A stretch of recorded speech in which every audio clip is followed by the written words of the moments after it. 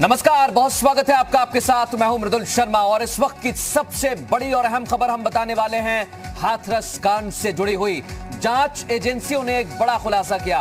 उत्तर प्रदेश की योगी सरकार को बदनाम करने के लिए सोशल मीडिया के जरिए साजिश रची गई। ये खुलासा सरकार को बदनाम करने के लिए सोशल मीडिया के जरिए साजिश रची गई। ये खुलासा हो गया है। देश से बाहर से फंडिंग होती है और झूठे नफरत फैलाने वाले ट्वीट्स किए जाते हैं, यानी सोशल मीडिया को हथियार बनाया जाता है लोगों को लड़वाने के लिए। ये ट्वीट्स ज्यादातर पाकिस्तान और मिडिल ईस्ट से किए गए हैं। ये जांच एजेंसी ने खुलासा किया है। खुलासे में ये बात भी सामने आई कि इन्हीं देशों के ट्विटर अकाउंट्स के जरिए झूठ को फैलाया जाता है। बताया यह जा रहा है कि हाथरस केस में गंभीर धाराओं में केस दर्ज होने के बाद ट्विटर अकाउंट्स को बंद कर दिया गया है।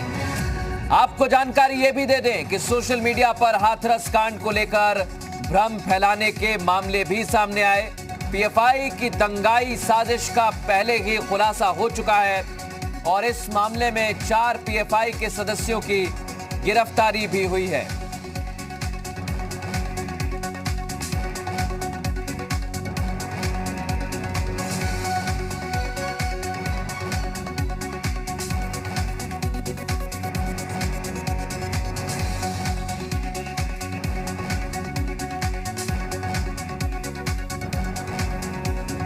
तो ये आप जान लीजिए, बड़ा खुलासा। और इन ट्विटर अकाउंट्स के जरिए झूठ, नफरत और अफवाह फैलाने का काम किया जाता था। 4 सहयोगी हमारे साथ इस वक्त हमारे जुड़ गए। शोएब रजा हाथरस से ही हमारे सहयोगी हमारे साथ लाइव जुड़े हुए हैं। पवन त्रिपाठी मेरे सहयोगी गाजियाबाद से हमारे साथ लाइव जुड़ गए हैं। पवन सिंगर मेरे सहयोगी लखनऊ से मेरे साथ लाइव जुड़े हुए हैं और मेरे सहयोगी राम मोहन शर्मा न्यूज रूम से भी लाइव जुड़ चुके हैं। हम चारों के पास आएंगे, उससे पहले आप खबर को समझ लीजिए कि यह खबर है क्या, किस तरीके की नापाक साजिश की गई थी, यह हम लगातार आपको बता रहे हैं। हाथरस कांड में नापाक साजिश का खुलासा हुआ है। हाथरस कांड में जांच एजेंसियों ने यह खुलासा किया है। योगी सरकार को बदनाम करने के लिए पाकिस्तान से ट्वीट किए गए थे। पाकिस्तान और मिडिल ईस्ट से नफरत फैलाने के ट्वीट किए गए। साजिश का पर्दाफाश होने के बाद अब सवाल यही खड़े होते हैं कि आखिर इस साजिश के पीछे कौन है, किस तरीके से ये पूरी साजिश की गई है। और सीधे रुख करेंगे लखनऊ से हमारे सहयोगी पवन सिंगर इस समय जुड़े हुए हैं। पवन, ये बहुत बड़ा खुलासा, एक के बाद एक ऐसे खुलासे हो रहे हैं जो ये बताने के लिए काफी हैं कि हाथरस केस को लेकर हर एक तैयारी की गई थी और इसके connection Pakistan, middle east, PFI और राजनीतिक दलों से भी सामने आ चुके हैं। निश्चित तौर पे मृदुल, जो सुरक्षा एजेंसियां हैं उनके सामने जो तथ्य निकल करके सामने आए हैं वो चौंकाने वाले हैं। क्योंकि पहले इस बात का खुलासा हुआ था कि 29 तारीख के बाद बहुत सारी वेबसाइट बनी थी, रातों रात 3.5 लाख से ज्यादा लोग उससे जुड़ने का काम किए थे। और जब एक एफआईआर दर्ज किया जाता है जिसमें गंभीर धाराएं लगाई जाती हैं, लोकतंत्र को छिन्न भिन्न करने की धाराओं में एफआईआर दर्ज किया जाता है, उसके बाद वो साइट बंद कर दी जाती है, वेबसाइट बंद हो जाती है। लेकिन अब जो तथ्य सामने निकल करके आ रहे हैं कि जो मिडिल ईस्ट है, पाकिस्तान है, जो इस्लामिक कंट्रीज हैं, जो भारत के अमन चैन को पसंद नहीं करते हैं, वहां से जो ट्विटर हैंडलर हैं उन्होंने ट्वीट करने का काम किया। और भारत में भी कुछ लोग हैं जो इसमें शामिल थे और उसको आगे बढ़ाने का काम किए। सोशल मीडिया के थ्रू वहां पे रह करके, यानी हाथरस में भी मौजूदगी थी कुछ लोगों की, और सोशल मीडिया के थ्रू जो अब एजेंसियां जांच कर रही हैं, उसके बाद जैसे ही एफआईआर दर्ज होता है बहुत सारे ट्वीट्स डिलीट कर दिए जाते हैं। ट्विटर हैंडल और सर्वर के बारे में जब सुरक्षा एजेंसियां पता करती हैं तो पता चलता है कि वो इंडिया से नहीं बल्कि इंडिया से बाहर का है। तो आप समझ सकते हैं कि केवल उत्तर प्रदेश ही नहीं बल्कि पूरे देश में इसको लेकर के आक्रोश फैलाने का काम जारी था, लोकतंत्र को छिन्न भिन्न करने का काम जारी था और उत्तर प्रदेश में जातीय हिंसा फैलाने का काम जारी था, जिसको लेकर बिल्कुल। इसलिए पवन ये अहम हो जाता है कि जातीय हिंसा कौन फैलाना चाहता है, इसके पीछे क्या कोशिश हो सकती है, इसके पीछे साजिश क्या हो सकती है, इसके पीछे मंशा क्या हो सकती है। राम, इसके पीछे मंशा यह हो सकती है कि जिससे आपका राजनीतिक पारा मैच नहीं करता है, जिससे आपके राजनीतिक विचार मैच नहीं करते हैं, उसके खिलाफ एक तरह का प्रोपेगेंडा खड़ा कीजिए। क्योंकि इस मामले में जब तक डेड बॉडी रात में जलाई नहीं गई, उससे पहले ही एक बड़ा प्रोपेगेंडा बनाने की कोशिश की गई थी। और जिस जातीय हिंसा की साजिश की बात जांच एजेंसियां कर रही हैं, उनके पास जिसके इनपुट्स पहले मिले थे, उसमें उस एंगल पर काम भी हुआ। कोई भी चीज मृदुल जो है इत्तेफाकन नहीं होती है। अगर ऐसी चीजें होती हैं तो उसके पीछे एक एक तार जुड़ता है। एक खबर यह भी आई कि भीम आर्मी के कुछ लोग थे जो पीड़ित परिवार के साथ उनके सदस्य बनकर रह रहे थे। एक जबलपुर डिंडोरी की डॉक्टर हैं, वो अचानक उनके मन में जो है संवेदना का ज्वार उठता है, वो अचानक परिवार के पास पहुंचती हैं, 4 दिन तक वहां पर रहती हैं। वो कहती हैं कि देखिए मैं कोई भाभी नहीं हूं, और परिवार के सदस्य कहते हैं कि ये हमारी रिश्तेदार हैं। क्या ये इत्तेफाक है?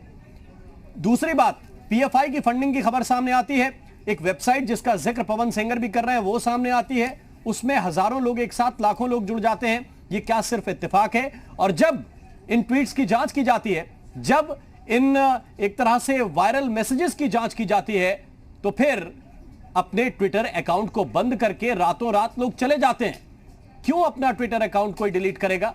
अगर उसने किसी चीज को लेकर मैसेज किया है, कोई ट्वीट किया है, तो फिर डंके की चोट पर करे, और सरकार से उसका विरोध है तो फिर लिखता रहे। लेकिन आप जब डिलीट करते हैं तब सवाल खड़े होते हैं। और जब ये जांच की जाती है कि वो पाकिस्तान से हो रहा है, वो मिडिल ईस्ट के देशों से हो रहा है, बिल्कुल, तो हाथरस की एक घटना पर हर एक कड़ी से कड़ी यहां पर जुड़ती हुई नजर आ रही है। काम कर रहे हैं, ये सवाल तो पूछा जाएगा। बिल्कुल, इस पूरी घटना को लेकर हर एक कड़ी से कड़ी जुड़ती जा रही है, और यह बताने के लिए काफी है कि ये सब कुछ ऐसे नहीं हो गया, ये पूरी प्लानिंग के तहत सब कुछ किया जा रहा है। क्योंकि धीरे धीरे खुलासे यही बता रहे हैं। गाजियाबाद से हमारे सहयोगी पवन हमारे साथ जुड़े हुए हैं। पवन, जो तस्वीर हम देख रहे हैं, जैसा पवन लगातार लखनऊ से हमें रिपोर्ट दे रहे हैं, राम बता रहे हैं कि पूरी तरीके से साजिश की गई है। एक चीज और सामने आई है, इसके राजनीतिक कनेक्शन तो सामने आए ही हैं, लेकिन उत्तर प्रदेश में आने वाले चुनावों के कनेक्शन को लेकर भी खुलासे हो रहे हैं। बिल्कुल मृदुल, देखिए आपने बिल्कुल ठीक कहा, और मेरे दोनों सहयोगियों ने इसी बात पर प्रकाश डाला था कि जिस तरीके से एसआईटी ने जब ये जांच शुरू की थी, तो सबसे पहले जो फेक वेबसाइट्स निकलकर बाहर आना शुरू हुई थी, उनके आंकड़ों पर नजर डालना बहुत जरूरी है। रातों रात किसी भी वेबसाइट के साथ 3.5 लाख लोग नहीं जुड़ सकते, ये अपने आप में एक बड़ी बात है। यानी कि इससे पहले भी दर्जनों ऐसी फेक वेबसाइट बनाई गई थी जिनके जरिए लोगों को जोड़ा गया था, और ये काम कई हफ्तों से लगातार चल रहा था। 13-14 तारीख के आसपास जब ये घटना सामने आई थी, उसके बाद से ये काम शुरू हो चुका था, और इस पर फंडिंग की बात कहीं ना कहीं लगातार सामने आ रही थी। मेरे सहयोगी पवन सिंह सेंगर और मेरे सहयोगी राम ने बताया कि जिस तरीके से एसआईटी जांच जब शुरू हुई, तो एसआईटी जांच में एक बात ये देखने को मिली कि किस तरीके से एक ही रात में 3.5 लाख लोगों को मैसेजेस जाते हैं और वन वे कम्युनिकेशन होता है। यानी कि जब हम किसी को अपनी सिर्फ बात पहुंचाने की कोशिश करते हैं तो वन वे कम्युनिकेशन का मेथड रखते हैं, और ये बहुत तानाशाही तरीके से होता है। लोगों को आपकी बात भी पहुंचा दी जाती है, और सबसे बड़ी बात होती है कि लोगों तक आपका मैसेज पहुंचता है और टू वे कम्युनिकेशन नहीं होता है। इसी पर एसआईटी ने अपनी जांच को आगे बढ़ाया था। कई पॉलिटिकल ये सवाल बहुत अहम है, क्योंकि एक के बाद एक लोग जुड़ते जाते हैं, ट्विटर पर कमेंट्स किए जाते हैं, उसके बाद लोगों को इकट्ठा किया जाता है, और इसकी बात खुद हाथरस का प्रशासन भी कहता है राम कि हमें इस बात का शक था कि यहां पर कुछ ना कुछ गड़बड़ होने वाली है, इसलिए प्रशासन कदम उठाता है जो उसे उस वक्त उठाने चाहिए थे। मैं हाथरस का रुख करता हूं, शोएब रजा हमारे सहयोगी हमारे साथ जुड़े हुए हैं, क्योंकि एक तरफ ये खुलासे पे खुलासे हो रहे हैं, दूसरी तरफ सीबीआई ने भी अपनी जांच तेज कर दी है। हाथरस से क्या अपडेट है शोएब? हाँ बिल्कुल मृदुल, देखिए सीबीआई पहुंच चुकी है, क्योंकि ये पहले सवाल उठाए जा रहे थे कि सीबीआई कहाँ है। राज्य सरकार ने तो अनुशंसा कर दी, उसके बाद भी सीबीआई नहीं पहुंची, लेकिन जैसे ही इजाजत मिली सीबीआई ने आकर बाकायदा मुकदमे भी क्योंकि इस मामले में दर्ज कर लिए हैं 307, 302 और 376 डी। और कल वो जो मौका मुआयना है पूरा वहां पर पहुंचेगी और उस पूरे मामले की अब तहकीकात सीबीआई ने अपने हाथ में ले ली है। जाहिर सी बात है कि जो भी चाहे फंडिंग का मसला हो, साजिश का मसला हो, ये तमाम चीजें अब जांच के दायरे में आएगी, क्योंकि 14 तारीख को जो घटना सामने आई उसके बाद 29 तारीख तक क्या हुआ, जब तक पीड़िता की मौत हुई, इसको लेकर भी अलग अलग बातें हैं, अलग अलग सवाल है। यकीनन 16 तारीख को एसआईटी तो अपनी जो रिपोर्ट है वो देगी, लेकिन शुरुआत के बाद फिर विस्तार से जो जांच है वो तमाम चीजों को लेकर अब सीबीआई की जांच शुरू हो गई है। और आज जो स्थानीय प्रशासन है, पुलिस प्रशासन, वह उनसे भी मुलाकात की। जिला प्रशासन के जो आला अधिकारी है, सीबीआई के जो अफसर पहुंचे हैं, उन्होंने उनसे भी बात की।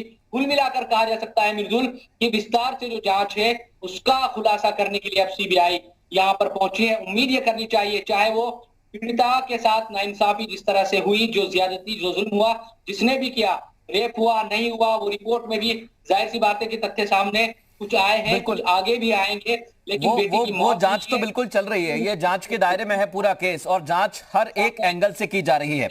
लेकिन खुलासे जो हो रहे हैं, पवन मैं एक चीज पूछना चाहता हूं, जिस तरीके से ये एक के बाद एक खुलासे हो रहे हैं और आपने देखा कि पीएफआई का नाम सामने आता है, फिर राजनीतिक दलों का नाम सामने आता है, लेकिन कहा जाता है कि ध्यान भटकाने के लिए ऐसा कहा जा रहा है, किया जा रहा है।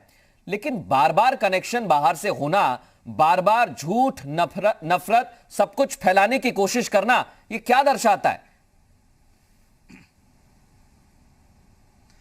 हाँ देखिए मृदुल, अगर उत्तर प्रदेश की राजनीतिक हालात को आप समझेंगे तो बहुत सारी चीजें साफ हो जाएंगी। आने वाले समय में उपचुनाव है, 7 सीटों पे चुनाव हो रहा है, इसको सत्ता का सेमीफाइनल माना जा रहा है। 2022 में विधानसभा का चुनाव होना है। उससे पहले आपने देखा होगा कि उत्तर प्रदेश में ब्राह्मण राजनीति को लेकर के किस तरीके से बिकरू कांड, आपको याद होगा कि एक दुर्दांत अपराधी का इनकाउंटर होता है। दुर्दांत अपराधी ने पुलिस वालों पे गोली चलाने का काम करता है, लेकिन उसको ब्राह्मण कार्ड खेलने का काम किया जाता है, उसको ब्राह्मण राजनीति से जोड़ करके देखा जाता है। कुछ हाथरस की घटना पे जब आप नजर डालेंगे तो आपको समझ में आएगा कि इसका माइलेज लेने का प्रयास कौन कौन सी पार्टियां कर रही हैं, किस तरीके से कर रही हैं, क्योंकि उस घटना में सब कुछ मौजूद है। जैसे अगर वोट बैंक की राजनीति करें तो अगर देखेंगे तो सबसे पुरानी पार्टी जो है, चाहे उत्तर प्रदेश की बात करें या देश की बात करें, उस पार्टी को सीधे तौर पे एक तरीके से माइलेज मिलता हुआ दिखाई दिया। आपने देखा होगा कि बहुत सारी बातें, गंभीर विषय था, लेकिन आपने देखा होगा कि किस तरीके से प्रियंका गांधी वाड्रा और राहुल गांधी जिस काफिले में, जिस गाड़ी में बैठ करके हाथरस आ रहे थे, वो लोग हंसते हुए नजर आ रहे थे।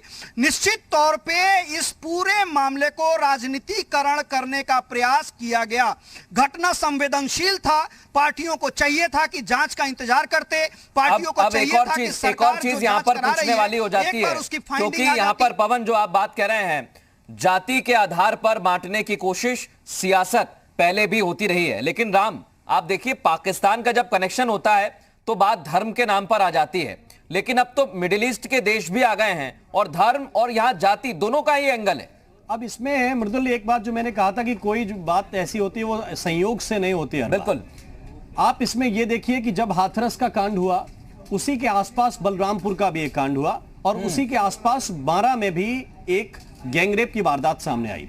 अगर कुछ लोग पाकिस्तान में ऐसे हैं जो रेप के मामलों को लेकर इतने गंभीर हैं कि भारत के अंदर क्या क्या चल रहा है उस पर वो गंभीरता से देखते हैं और उसके बाद वो ट्वीट करते हैं, तो फिर वो ट्वीट बारां पे भी आने चाहिए, वो ट्वीट, वो कैंपेन बलरामपुर पे भी आने चाहिए। वो तो उत्तर प्रदेश का हिस्सा है, लेकिन सिलेक्टिव होकर उत्तर प्रदेश को टारगेट किया जाता है और उसमें भी हाथरस की घटना को टारगेट किया जाता है। क्या इसलिए कि बलरामपुर में जिन पर आरोप हैं वो एक समुदाय विशेष के हैं? क्या अगर ऐसे ट्वीट आए और जब इन ट्वीट की जांच हुई तो आपका ट्विटर अकाउंट बंद हो जाए? ये इत्तेफाक नहीं हो सकता।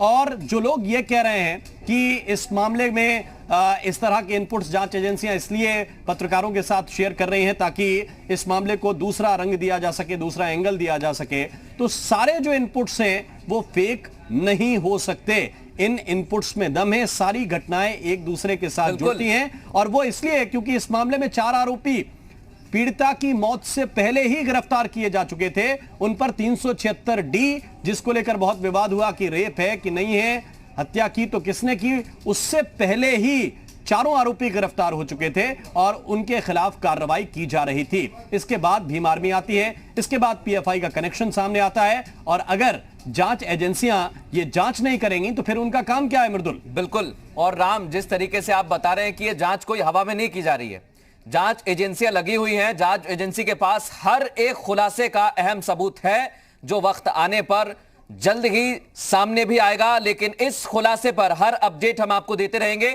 वक्त एक छोटे से ब्रेक का हो गया है, ब्रेक के लिए हम यहां पर रुक रहे हैं, ब्रेक के बाद भी जल्द हाजिर होंगे।